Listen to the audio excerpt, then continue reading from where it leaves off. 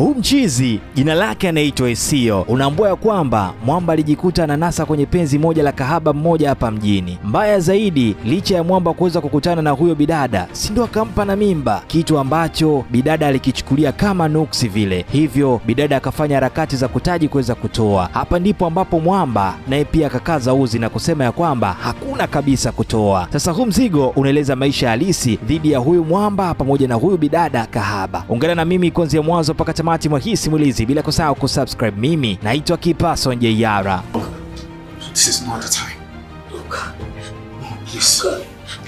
Mzigo unaanzia usiku wa manane. Sasa kuna huyu jamaa jina lake anaitwa Isio. Huyu mwamba ni dereva taxi, na leo hii mpaka usiku yupo hapa kwa ajili ya kuendelea tuna mishemishe zake tu za udereva taxi. Muda kidogo baadaye akapanda bidada. Huyu bidada jina lake anaitwa Baleba, bonge moja la pisi. Hata mwamba mara baada ya kuweza kumuona akawa tu anamtazama huyu mwanadada. Safari ikawa inaendelea, mwamba haachi kabisa kumkodolea bidada macho. Sasa huyu mwanadada jina lake halisi anaitwa Balema. Dada kazi yake kubwa ni kudanga tu hapa mjini, yaani dada poa, na amekuwa akifanya hiyo kazi kwa muda mrefu sana. Hata huu usiku ni kutoka tu kwenye mishemishe zake tu za kazi. Sasa unaambua Isio toka ampakie huyu bidada akawa tu anamkodolea tu macho. Sasa huyu bidada akamuona mwamba akiwa anamkodolea tu macho. Mwisho siku akamuuliza, unadhani nimelewa? Mimi sijalewa, na kama uamini ona na hesabu 1, 2, 3. Ona sijalewa mimi. Licha ya bidada kuweza kuongea yote hayo, mwamba akawa bado anamtazama huyu bidada. Haikupita muda kidogo, huyu mwanadada Balema akaanza kumwambia mshikaji, sema wewe kaka ni handsome.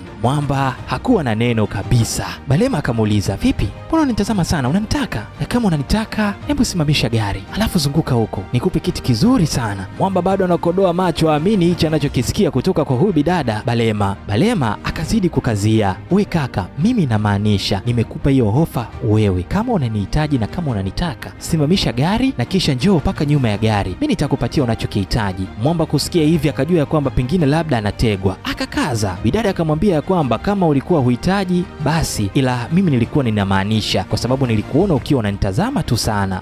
We huwezi amini, mwamba kweli akasimamisha tu gari na kisha akatoka upande wake wa dereva na kuingia mpaka siti ya nyuma. Kilichofuata mchizi akampididi bidada Balema. Ikawa hivyo, mwamba akawa ameokota dodo mtini. Sasa tunatupa upande huo wa pili, ni asubuhi na mapema. Tunajua ya kwamba huyu Belema alikuwa anaishi na rafiki yake na wote wanafanya kazi moja ya udangaji. Basi rafiki yake hapa akaja kumuuliza na kumwambia kwamba wewe vipi, mbona unalala mpaka sasa hivi? Basi Belema akanyanyuka na kisha akakaa kitako na kuanza kumwelezea kila kitu ambacho kilitokea jana usiku. Basi huyu rafiki yake akaanza kummwagia tu shiti na kumwambia kwamba wewe ni miongoni mwa wanawake wapumbavu sana, umekubalije kulala na mtu ambaye hata umjui, lakini pia bure? Why? Mbona unafanya hivi? Belima hapa anajitetea na kusema ya kwamba hata yeye mwenyewe ameona ametoka nje na misingi yake, lakini kilichotokea pale, yule mkaka alikuwa ni handsome kinoma, hivyo hata mimi nilishindwa kabisa kuweza kujizuia. Sasa licha ya bidada Belema kuendelea kujitetea, lakini bado rafiki yake akaendelea kumsema tu huyu bidada kwa kile ambacho kimetokea hapo jana usiku. Hata hivyo upande wa pili napo pia mwamba Isio alikutana na mshikaji wake. Unaambua stori ni zile zile, mchizi alimwelezea mkanda mzima wa zali la mentali ambalo jana aliweza kulipata. Mwamba naye pia hakutaka kulaza damu, naye akaanza kumsema huo mshikaji na kumwambia kwamba umekubalije kuweza kushusha nguo yako kwa ajili ya kuweza kulala na mtu ambaye hata umfahamu. Na kisha akawa anamwambia kwamba hivi wewe uogopi kabisa kama siku hizi kuna magonjwa mengi, mambo kibao, umewezaje kukubali kufanya kitu cha namna hii rafiki yangu kweli? Mwamba anadai ya kwamba licha ya kwamba yule bidada alimuona jana, lakini ni kwamba alimpenda kweli. Sasa usiku ulipofika, mchizi Isio si akanyanyua konga na kuanza kumpigia huyu bidada Belema, huku simu ikaita na bidada Belema moja kwa moja akaipokea. Ile kupokea tu, bidada akaomba kuuliza ya kwamba anaongea na nani. Mwamba akajitambulisha na kusema ya kwamba mimi ndiye dereva taxi ambaye tulikutana hapo usiku. Belema akamuuliza tena, we kaka, namba yangu umepata wapi? Mchizi akadai ya kwamba aliweza kusevu namba yake pale tu bidada alipo request kwenye gari yake. Oh, okay, sawa, nimekuelewa. Una shida gani kaka? Bidada Belema akaona bora amuulize huyu mwamba Isio. Mwamba akadai ya kwamba ni kama tu salamu, na kama hautojali, basi naomba muda wako walau nipate nafasi ya kuweza kula dina na wewe. Unaambua huku bidada aliwaka vibaya mno na kudai ya kwamba jambo ambalo Mwamba Isio analihitaji haliwezi kutokea na halitakuja kabisa kuweza kutokea. Na kisha bidada kwa sura ya hasira sana akakata kabisa na simu. Sasa upande wa pili kwa huyu Mwamba Isio unaambua kwamba huyu mchizi ana rafiki yake mmoja wa kike, jina lake anaitwa Simi. Sasa huyu bidada ni msomi, lakini pia ana kazi yake tu nzuri hapa mjini na amekuwa akimpenda sana huyu mchizi Isio na anashindwa kabisa kuweza kusema. Sasa kwa kuwa alikuwa anampenda na anashindwa kabisa kuweza kusema, bidada Simi alikuwa anakuja hapa na kisha anajifanya na kazi kibao, mara anagusa hichi mara anagusa kile, unaambua mpaka wanapika wanakula pamoja, na kisha bidada anasingizia kwamba muda umeenda sana na anaangusha hapa kwa mchizi, yani wanalala pamoja na hajawahi kabisa kuweza kumwambia ya kwamba anamzimikiaga huyu mshikaji, yani anampenda kabisa, na wala Mwamba hakuwahi kufikiria ya kwamba huyu bidada anampenda. Hasa ajabu zaidi walikuwa wanalala mpaka kitanda kimoja hawa wawili hapa. Sasa huyu Mwamba Isio unaambua ya kwamba aliweza kudata kabisa na yule bidada Belema, na asubuhi ilipofika Mwamba akajibeba na kudamkia moja kwa moja mpaka kwa huyu mwanadada. Sasa wakati rafiki yake anatoka na kwenda kazini, ile kufungua tu akakutana na mkaka mmoja. Unaambua ya kwamba kwa macho ya bidada alimuona mkaka handsome vibaya mno. Mwisho wa siku akaanza kumuuliza, kaka samani, nikusaidie nini? Pia Mwamba akadai ya kwamba yuko hapa kwa sababu amekuja kumfuata bidada Belema na ndio mtu anayemuulizia. Basi rafiki yake na Belema akaona isiwe kesi, akamwambia Belema, kuna mgeni wako hapa nje, na kisha yeye akaondoka kazini. Unaambua Belema hakujua ya kwamba ni mgeni wa namna gani, akanyanyuka na moja kwa moja kwenda kumtazama huyo mgeni. Alipofika hapa akakutana na Mwamba Isio akiwa amebeba mazawadi tele, eti kamletea bwana dada Belema. Mwanadada alishangaa, lakini wazi amini alimkaribisha mpaka ndani. Sasa baada ya kumkaribisha akamuuliza, kakangu, nikusaidie nini? Mwamba anadai ya kwamba alikuwa anamtumia meseji nyingi, lakini bidada ajibu. Mixa kupiga simu, lakini bidada haokoti kabisa. Bidada akamwambia ya kwamba embu kaka, nenda straight na useme shida yako. Mwamba akaona isiwe kesi, akabidi kuweza kumfungukia na kumwambia ya kwamba toka siku ya kwanza tumekutana nahisi ya kwamba nimeanza kuwa na hisia na wewe, yani nimeanza kukuelewa kabisa na ninatamani mimi na wewe tungedeti. Bidada aliposikia hivi alimwangalia huyu mshikaji na kisha akamchana tu na kumwambia kwamba mimi sijawahi kabisa kuweza kupenda na wala sijawahi kabisa kuingia kwenye mahusiano, na mimi kazi yangu kubwa kama ulikuwa ujui, mimi ni dada poa tu mjini, yani nilipe nikupe alafu kisha usepe, yani eat and run away. Mwamba kusikia hivi akastaajabu tu, ina maana huyu bidada yuko hivi. Sasa ilipofika jioni, rafiki yake na Belema naye pia akawa amerudi. Cha kwanza tu ni kuanza kumuuliza, yule kaka handsome ni nani huyo? Belema akamfungukia rafiki yake na kumwambia ya kwamba huyu ndio yule kaka ambaye nilikuhadisia hapo jana, ambaye nilikutana naye bure na mpaka ukawa unanisema hapa. Rafiki yake akamuuliza, amefuata nini shoga? Eti amekuja kuniambia ananipenda na anataka tuingie kwenye mahusiano. Sasa wewe na mapenzi wapi na wapi? Unaambua hii story iliwachekesha wote, walicheka vibaya mno. Rafiki yake akamwambia kwamba tukiacha masiala, yule mkaka ni mzuri sana, kama unaweza ukaamua unaweza ukampenda pia. Belema akasema kwamba hapa hakuna kabisa hicho kitu, yani weka pesa nikupe kisha uondoke na usepe kabisa. Kwa Isio yeye alikuwa tayari amesha data. Unaambua na siku nyingine Mwamba si akabeba na maua akawa anapanda ngazi na kuelekea huko nyumbani kwa kina wanadada Belema. Sasa wakati Mwamba anapanda ngazi, si ndo akakutana na huyu Belema akiwa anaondoka mitaa hii hapa. Belema akamshangaa sana huyu mchizi na kisha akamuuliza, umefuata nini wewe kaka hapa? Mwamba akadai ya kwamba hii zawadi nimekuletea kwa sababu yako, lakini pia kama ungekuwa na nafasi naomba tutoke out. Belema alimshangaa sana huyu mshikaji na kisha akamuuliza, hivi wewe uko sawa kweli wewe kaka, au haukunielewa kile nilichokwambia hapo jana? Nilichokwambia hapo jana mimi maua sio vitu vyangu. Na kisha akasukuma hayo maua, bidada huyo akataka kushika njia. Mwamba akaona isiwe kesi. Wakati mwanadada Belema anashuka ngazi, naye pia akashuka tu ngazi na kisha akawa anamkimbilia huku akimwambia kwamba nampenda sana. Bidada akaona asimame, akamwangalia sana mshikaji alafu alicheka, hivi wewe kaka unanipenda mimi au kuna mtu mwingine nyuma unamwambia? Mpaka bidada aliamua kugeuka nyuma, pengine labda Mwamba anaongea na mtu mwingine na yala sio yeye, lakini Mwamba akakazia kauli yake na kusema ya kwamba ni wewe na wala sio mwingine, yani nakupenda wewe. Sasa mwanadada Belema akamwambia kwamba kaka samahani, mimi sipendeki, ila nilichoelewa ni kwamba wewe una zile kumbukumbu za zile show za juzi na ndo kitu ambacho umekielewa vibaya mno na kimekuchanganya. Sasa bora wewe unasema tu hivyo nikuelewe, sasa useme useme tu. Mwanadada akachukua haya maua na kisha akamwambia kwamba sasa sikia, natoka hapa na ninakwenda kubadilisha nguo na kisha tunatoka mpaka kwenda hotelini, tunakwenda kukutana, lakini sasa raundi hii haitakuwa bure kama juzi, ila utapaswa kuweza kunilipa pesa kwa sababu mimi nipo kazini. Sasa ile bidada Belema anatoka ili kusudi kwenda kubadilisha hizo nguo kama alivyosema. Mwamba akamfuata na kisha akamsimamisha na kumwambia kwamba sikuja hapa kwa ajili ya kukununua, samahani, lakini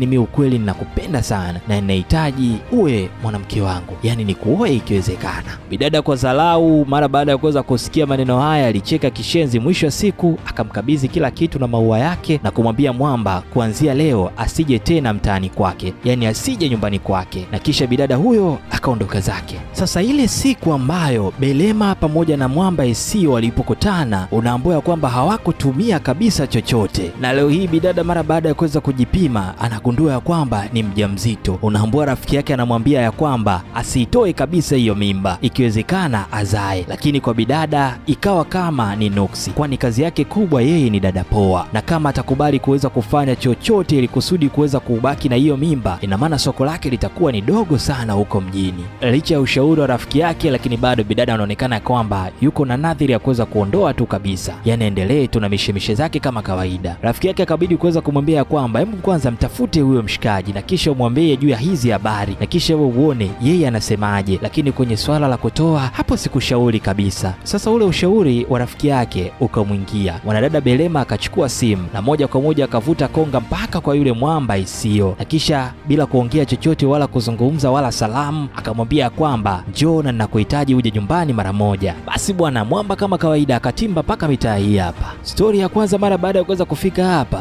unaambiwa kwamba huyu bidada anamdai pesa mchizi. Mwamba bila kujua ya kwamba pesa ni ya nini, bidada akaanza kumlalamikia na kumwambia kwamba siku tunapokutana nilikwambia uwe makini na utumie mpira, lakini wewe haukufanya hivyo, yani haukutumia kabisa. Hivyo kwa kuwa ulileta uzembe, basi nipatie pesa na mimi nikaichomoe tu hii mimba. Mwamba akamuuliza ya kwamba una mimba yangu mimi? Belema akamwambia ya kwamba hapana, ni ya kwangu mimi, na kama unahisi ninachokwambia ni uongo, basi kachukue kipimo alafu uje tu kunipima. Hasa Mwamba akadai ya kwamba uliniambia kazi yako wewe ni udangaji. Sasa unaweza ukawa kweli na mimba, mimi nitaaminije kama hii mimba ni ya kwangu? Bidada akadai ya kwamba yeye ndio mtu wa kwanza kuweza kufanya makosa hayo na hajawahi kabisa kuweza kufanya na mtu mwingine bila kutumia kabisa kinga. Haya, hebu niambie, hayo yote yaliweza kutokea, mimba hapo ni ya nani? Wewe unachopaswa kuweza kufanya kwa sasa ni kuweza kunipatia tu pesa na kisha mimi nikafanya yangu, niendelee na maisha yangu na nirudi tu kazini chapo kwa ajili ya kuweza kuhudumia wateja wangu. Wateja wenyewe ni nani? Ni sisi tu wanaume. Mwamba sasa hapa naye pia akabidi kuweza kukaza, akasema ya kwamba hakuna kabisa kuweza kutoa hiyo mimba, yani usiitoe, acha tu zaa na kisha mimi nitailea. Sasa huyu bidada alipoona hivi akaona ya kwamba huyu Mwamba anamzingua, si ndio? Akamwambia ya kwamba atoke tu nje na aondoke zake, na Mwamba huyo pia akaondoka. Unaambiwa ya kwamba usiku bidada alikosa kabisa usingizi, akawa tu anawaza juu ya hii mimba ambayo yeye ameweza kuipata. Unaambiwa na kwa huyu mchizi naye pia Esio naye pia akawa tu anawaza juu ya ile mimba ambayo bidada alimwambia ni ya kwake. Sasa kinachotokea hapa ni kwamba kwa yule bidada Belema ilikuwa ni kama vita, alafu kwa Mwamba Esio kwake ilikuwa ni shangwe tu. Sasa Mwamba katikati ya mawazo naye pia akapata wazo. Asubuhi na mapema akaenda moja kwa moja mpaka kwa bidada Belema. Alipofika hapa, Mwamba akamweka wazi bidada ya kwamba asitoe kabisa hiyo mimba, na yeye kama mwanaume atajitahidi kuweza kumhudumia kila kitu mpaka kipato ambacho bidada anaweza kukiingiza, mpaka kula kwake, kuishi kwake, kote kutakuwa chini ya huyu mshikaji ambaye ni dereva taxi. Sasa unaambua hii ofa ambayo Esio ameiweka hapa itakwenda mpaka pale bidada atakapojifungua kabisa huyo mtoto. Mwanadada yeye kwa upande wake aliposikia maneno ya huyu mshikaji akazani ya kwamba Mwamba anamtania na akawa aamini tu kabisa, na kisha akamuuliza,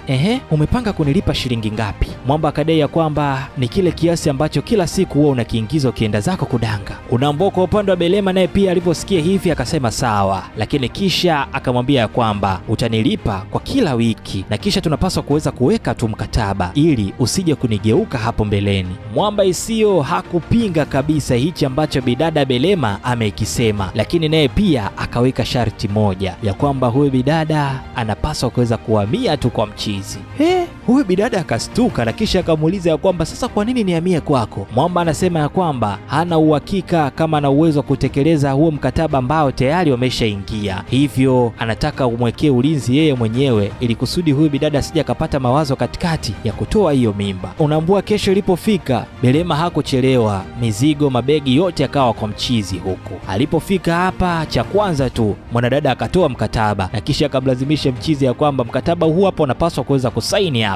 Mwamba kwa utani akamuuliza ya kwamba wewe bidada, mbona unaniharakisha hivi? Hauniamini au? Huyu bidada Belema akamwambia kwamba sinaga tabia ya kuweza kuamini watu, hivyo saini hapo na uache makelele. Mwamba bila gagaziko lolote wala ubishi, unaambua kwamba alichukua ile karatasi na kisha akasaini kweli hapa. Sasa siku kadhaa zikakatika, mwanadada Belema akawa anaishi hapa na mchizi Isio. Sasa siku moja unaambua kwamba yule bidada Simi BFF wa huyu mwamba Isio akawa amefika mpaka mitaa hii hapa. Kama kawaida yake alishajengaga mazoea ya kujaga hapa kwa mchizi na kisha kushinda mpaka na kulala hapa. Sasa leo kwa bahati mbaya Simi akakutana moja kwa moja na huyu mwanadada Belema na kisha akamuuliza mwamba, huyu ni nani? Mchizi bila kuvunga akamwambia kwamba huyu ni mwanamke ambaye ameweza kunibebea mtoto wangu tumboni, yaani ana ujauzito wangu eti. Simi alimtazama sana huyu mshikaji na kisha akawa anamshangaa sana kwa kuwa huyu bidada alikuwa anampenda. Hili jambo na hii taarifa ilimuuma vibaya mno. Isio akamuuliza tena kwa mara ya pili, hivi ni kweli ana mimba yako? Mwamba bila kusita akamjibu ya kwamba ndiyo, amebeba kiumbe changu. Hii taarifa ilimuuma kishenzi, vaibu lote huyu bidada lilikata. Unaambua aliondoka nyumbani hapo siku hiyo hiyo na muda huo huo. Sasa huku ndani ya gari huyu bidada Simi alikuwa amekutana na huyu rafiki yake na Isio, akawa anamhadisia kila kitu ambacho ameweza kukutana nacho kule nyumbani kwa Isio. Sasa huyu rafiki yake akawa anambembeleza huku akimfariji na kumwambia kwamba yule mwanadada mgeni hawezi kabisa kuweza kuchukua nafasi yako, licha ya kwamba bidada alikopo analia na anamwaga machozi tu mengi. Lakini huyu rafiki yake na Isio akawa anampomoroshea tu lawama Simi na kumwambia kwamba nilikuambiaga kitambo, mwambie ukweli mshikaji na ajue kuhusu hilo, lakini wewe haukutaka kabisa na ukawa unamficha juu ya hisia zako kwake. Simi akadai ya kwamba asingeweza kabisa kuweza kumfungukia mwamba Isio kwa kuwa yeye ni mwanamke na ni vibaya mno kuweza kusema ukweli juu ya vile unavyojisikia, hasa kwa mwanaume anaweza kukuchukulia vibaya eti. Lakini mwanadada anasema ya kwamba licha ya kuto kusema aliweza kuonyesha kila kitu. Kwa mtu mwenye ufahamu angegundua ya kwamba kweli alikuwa anapendwa na huyu mwanadada. Sasa huyu rafiki yake na Isio akaona bora amfungukie na kumwambia kwamba yule mwanadada ambaye umekutana naye pale kazi yake kubwa ilikuwa ni udangaji, na ule ujauzito ambao mwamba Isio aliweza kukuambia ulitokea tu kwa bahati mbaya, haukuwa kwenye plani, hivyo yuko pale kimkataba tu na huyu mshikaji.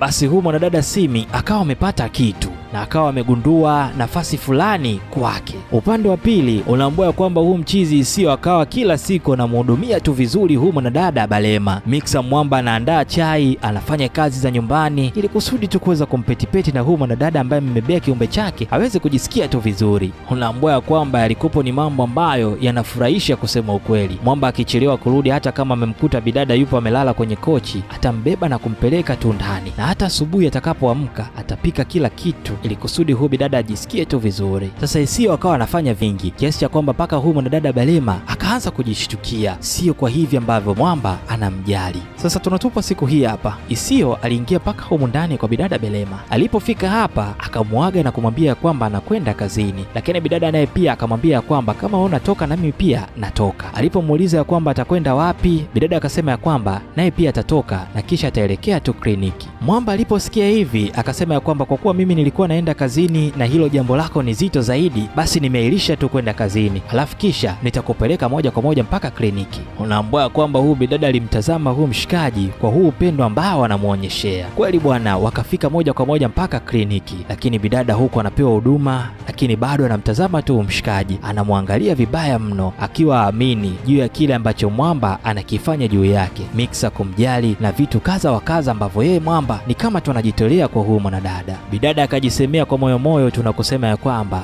natumaini mwanangu amepata baba mzuri sana na atafurahia hata akimuona. Sasa walipofika nyumbani, mwanadada leo hii akaamua kuweza kuzungumza kwa urefu, na raundi hii akawa anamwambia ya kwamba nashukuru sana mwamba Isio, umenifanyia mambo mazuri sana na mema sana, ungeweza kabisa kuweza kukataa hata hii mimba, lakini uko tayari na unailea kabisa. Kwa hilo ninakushukuru na inamani hata mwanangu atakuwa anafurahia kuwa na baba kama wewe. Kesho yake kama kawaida mwamba akaendelea na shughuli zake za kila siku. Mixa akawa anamkandakanda miguu mwanadada Belema kama kawaida. Sasa raundi hii mwanadada akawa anamtazama hapa kwa jicho fulani hivi huyu mwamba Isio. Sasa unaambua ya kwamba hasi na chanya ni kama zikawa zimekutana. Mwamba alielewa mazingira ya bidada, naye bidada alielewa mazingira ya mwamba, kisha wakaanza kusogeleana kwa uso hivi. Sasa wakati wameshafika mpaka na karibu, ili kusudi hata waanza kupigana mabusu ya kamshangi, mara ghafla hodi ikawa imesikika. Hapa ni mtu anagonga, na hapa vibe lote likawa limesha katika. Sasa mwamba akatoka moja kwa moja na kwenda kufungua. Ile kufungua,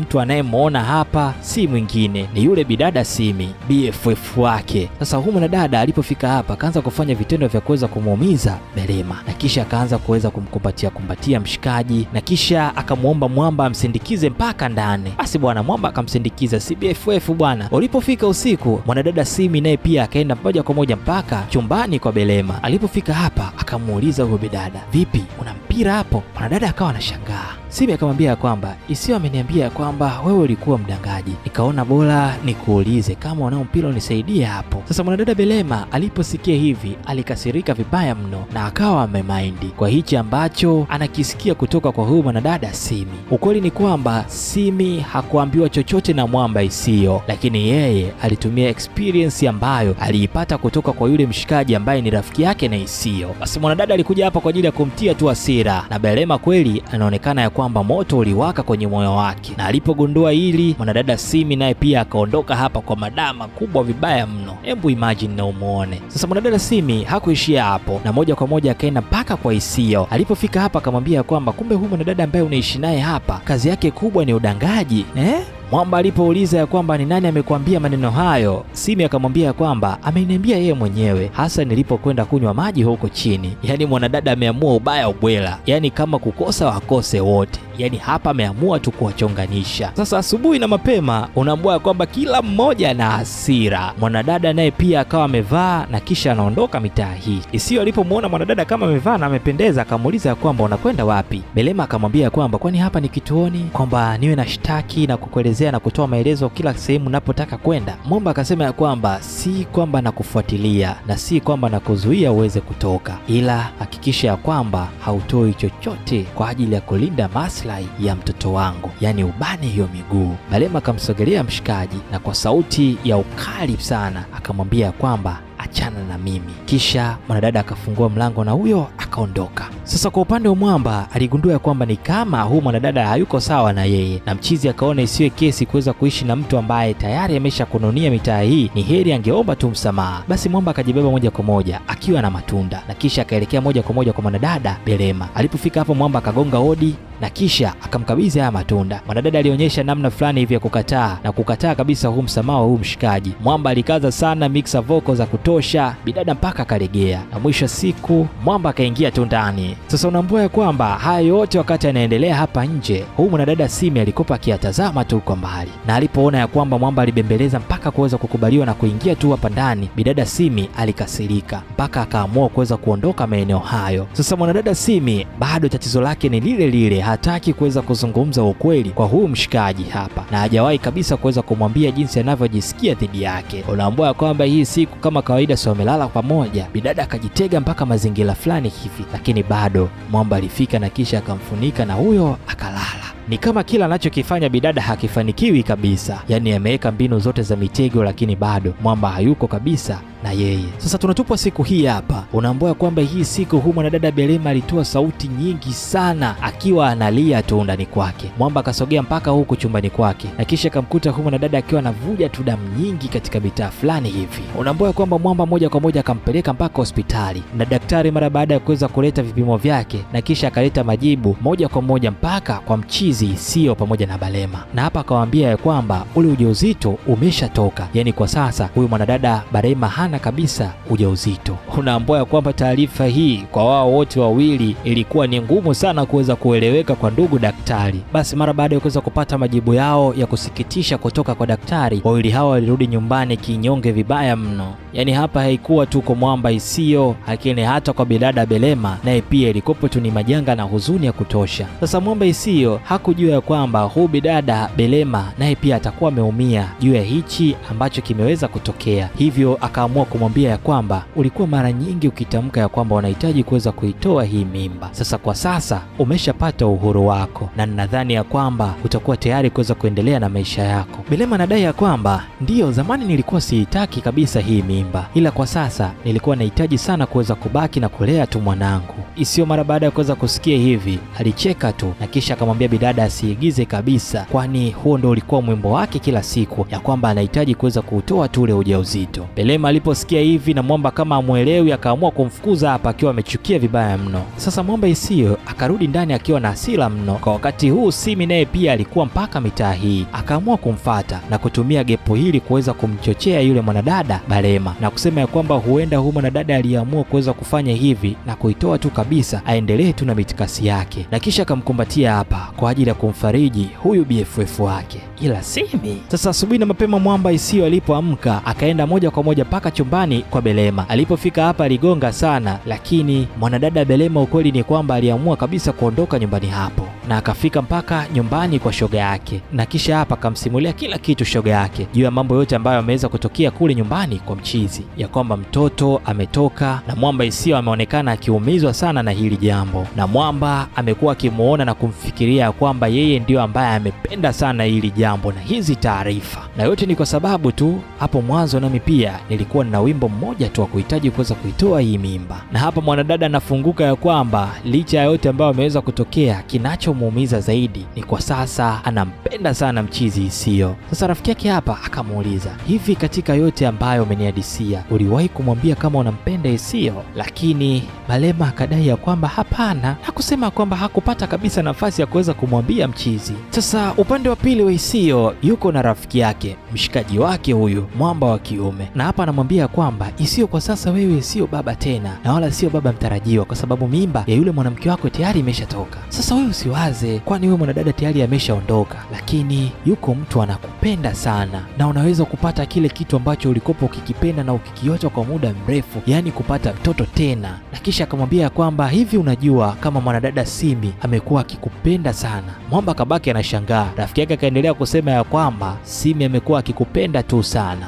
na ndio maana muda mwingi amekuwa akiupoteza sana nyumbani kwako, yani anakaa anapika anakula, yani furaha yake ni kukuona tu upo karibu na yeye. Na kama hutaki kuweza kuthibitisha hilo, hebu thibitisha hivi, Simi na mimi ni marafiki, kwa nini hakuwahi kuamua kulala kwangu? Jibu ni moja, ni kwa sababu anakupenda. Sasa Mwamba aliposikia maneno ya rafiki yake, moja kwa moja akaenda mpaka nyumbani. Unaambua alipofika hapa alikutana na bonge moja la kumbatio kutoka kwa bidada Simi. Sasa alipofika hapa, swali la kwanza ni kumuuliza bidada Simi ya kwamba kumbe huwa unanipenda eh? Simi akadai ya kwamba ndiyo na wala haifichiki, nakupenda sana, lakini wewe haukuwahi kuona kabisa kama nakupenda. Lakini kwa upande wa Mwamba alianza kusema samahani. Bidada akamwambia usiseme samahani. Unaambua alinyanyuka moja kwa moja mpaka kwa mchizi na kisha akataka kumbusu, lakini kwa raundi hii Mwamba akamzuia. Sasa Isio akadai ya kwamba samahani yangu sio kwamba nilikuwa nataka kukwambia nakupenda. Kwa sasa mimi sihisi kama wewe unavyojihisi,